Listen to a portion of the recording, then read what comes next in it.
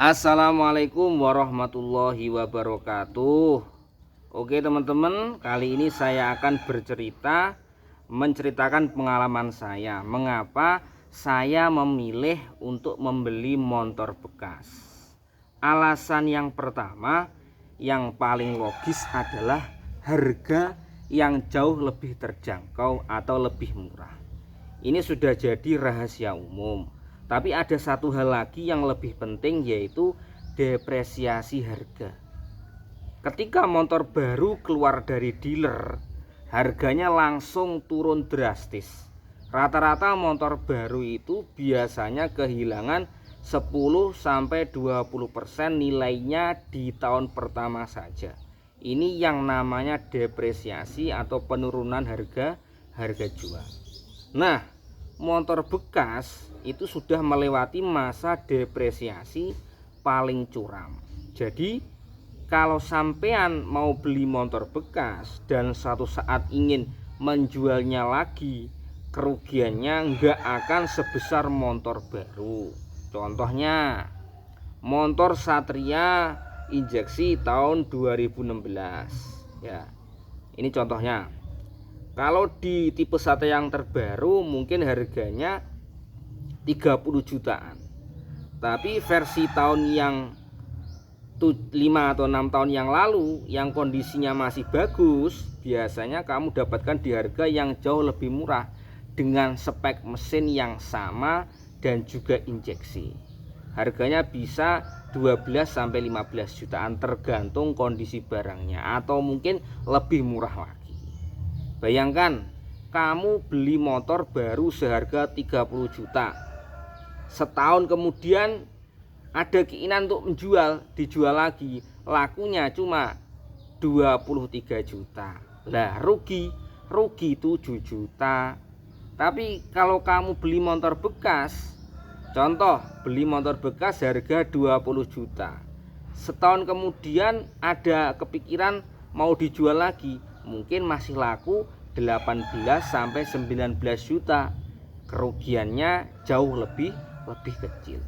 Jadi dengan budget yang sama, kamu bisa dapat motor dengan spesifikasi yang lebih tinggi atau motor yang usianya lebih muda. Ini tentang nilai uang, bukan cuma harga di atas kertas. Contohnya Beat sekarang harganya hampir 21 juta. Itu kalau dibelikan PCX bekas yang tahun-tahun agak 2019-2020, mungkin ditambah uang sedikit lagi sudah dapat dengan Matic yang sudah premium. Alasan kedua yaitu model yang jauh lebih luas dan beragam. Kalau kamu ke dealer motor baru, pilihannya terbatas pada model-model yang sedang diproduksi saat ini. Padahal mungkin kamu pingin atau naksir sama model motor yang lebih legendaris atau model yang sudah tidak diproduksi lagi. Pasar motor bekas itu ibaratnya museum. Kamu bisa menemukan motor-motor incaranmu dari berbagai tahun produksi, berbagai pabrikan, dan berbagai genre. Nah, mungkin kamu suka desain motor sport klasik dari tahun 2010-an yang bodinya lebih ramping dan ringan. Model itu sudah nggak diproduksi. Satu-satunya cara yaitu dengan cari di pasar motor bekas. Atau kamu pingin motor Matic yang desainnya unik dari beberapa tahun yang lalu. Nah, kamu punya kesempatan lebih besar untuk menemukannya di bursa motor bekas. Kamu tidak hanya mendapatkan motor, tapi juga mendapatkan motor dengan karakter dan desain yang benar-benar kamu inginkan, sing sampean pingini. Nah, ini tentang personalisasi dan menemukan jodoh yang tepat. Alasan ketiga yaitu yang berkaitan dengan biaya jangka panjang, biaya perawatan dan aksesoris yang umumnya lebih murah. Motor baru seringkali menggunakan teknologi atau komponen terbaru yang harganya jauh lebih mahal dan ketersediaannya mungkin terbatas. Belum lagi aksesoris original yang harganya bisa bikin dompet nangis. Sebagian besar motor bekas yang populer sudah berusia beberapa tahun, artinya suku cadangnya sudah banyak tersedia di pasaran bahkan dari berbagai produsen pihak ketiga atau aftermarket yang harganya jauh lebih terjangkau. Misalnya, kamu mau ganti knalpot motor baru, harganya bisa mahal karena produksinya masih limited. Tapi untuk motor bekas yang sudah beredar banyak, pilihan knalpot aftermarketnya lebih melimpah ruah. Dari yang low sampai yang lebih mahal. Dan harganya jauh lebih bersahabat. Ini membuat biaya operasional harian kamu jauh lebih hemat. Kamu bisa ganti oli di bengkel umum manapun, cari ban yang cocok dan pasang aksesoris karena tanpa harus pusing mikirkan terkait dengan budget. Alasan keempat yaitu tentang value for money. Kamu bisa dapat motor dengan spesifikasi atau tipe tertinggi dengan budget yang sama, seperti beli motor baru tipe terendah. Seringkali produsen motor mengeluarkan beberapa varian standar, ya, Deluxe, ABS atau tipe tertinggi. Bedanya bisa jutaan rupiah. Padahal yang beda cuma fitur-fitur kecil seperti rem ABS atau tampilan grafis. Nah, dengan uang untuk membeli motor baru tipe standar, kamu bisa mendapatkan motor bekas tipe tertinggi dari 1 atau 2 tahun yang lalu. Contoh motor A tipe standar baru harganya 25 juta.